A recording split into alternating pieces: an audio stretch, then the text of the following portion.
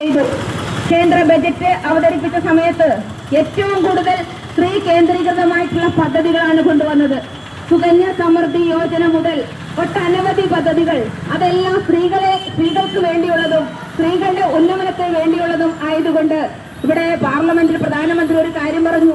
സ്ത്രീകൾക്ക് കടന്നു വരാനുള്ള ഒരു വഴി, അവർക്ക് ഭരിക്കാനുള്ള ഒരു അവസരം, നേതൃത്വ പാഠവുമുള്ള സ്ത്രീകളെ മുന്നോട്ട് കൊണ്ടുവരാൻ, കൈപിടിച്ചു കൊണ്ടുവരാനുള്ള ഒരു അവസരത്തെയാണ് എന്ന് നിഷേധിക്കുന്നത് എന്ന് പറയുമ്പോൾ ആ പാർലമെന്റിൽ ഇരുന്നു കൊണ്ട് ഇന്ത്യയുടെ ആഭ്യന്തരമന്ത്രിയായിട്ടുള്ള അമിത്ഷാജി പറഞ്ഞു. അദ്ദേഹം പറഞ്ഞത് ആ ബില്ലിനെ കുറിച്ച് വിശദമായിട്ട് ഇന്ന് ഇവിടെ കണക്ക് പറയുമ്പോൾ നമുക്കറിയാം 2,40,00,000 ആളുകൾ ഈ കേരളത്തിൽ വോട്ടർമാരായിട്ടുണ്ട്. അപ്പൊ ഈ സെൻസസ് നടപ്പിലാക്കാൻ പറ്റില്ല, സെൻസസ് വരാതെ 2029 ഈ നിയമം കൊണ്ടുവരാൻ ഞങ്ങൾ സമ്മതിക്കില്ല എന്ന് പറയുമ്പോൾ ഇതിന്റെ പിന്നിലുള്ള ആ കറുത്ത നയം അത് നിങ്ങൾ മനസ്സിലാക്കണം. സ്ത്രീകളായിട്ടുള്ള ഓരോ ആളുകളും ഓരോ മേഖലയിലേക്ക് കടന്നു വരുമ്പോ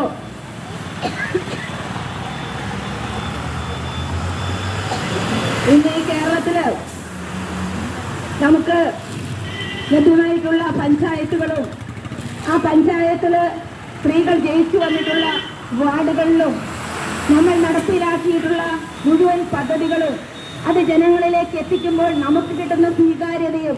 കഴിഞ്ഞ ദിവസം പത്രസമ്മേളനത്തിൽ പങ്കെടുക്കുമ്പോൾ ഒരു പത്രക്കാരൻ ചോദിച്ചതിനോട്, സ്ത്രീകള് ഭരിച്ചു കഴിഞ്ഞാൽ ആകെ പ്രശ്നമാവും, ഈ വാർഡുകളിലൊക്കെ സ്ത്രീകള് പോയി കഴിഞ്ഞാൽ അവര് അവിടെ പ്രവർത്തിക്കുന്നില്ല, അല്ലെങ്കിൽ അവരെ കൊണ്ട് അതിന് പറ്റുന്നില്ല എന്ന് പറഞ്ഞപ്പോ അവിടെ ഞാൻ മറുപടി പറഞ്ഞത്, എത്ര പുരുഷന്മാര് കൃത്യമായിട്ട് അവരുടെ വാർഡുകളിൽ പണിയെടുക്കുന്നുണ്ട്.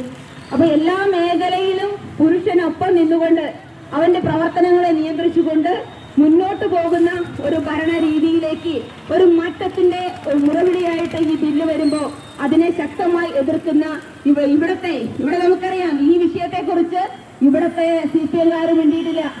എനിക്ക് പരിചയമുള്ള കോൺഗ്രസിലെ വനിതാ നേതാക്കന്മാരുണ്ട്, അവരൊക്കെ വളരെ രഹസ്യമായിട്ട് എന്നെ വിളിച്ചു പറഞ്ഞത്, എന്ത് വില കൊടുത്തും നിങ്ങള്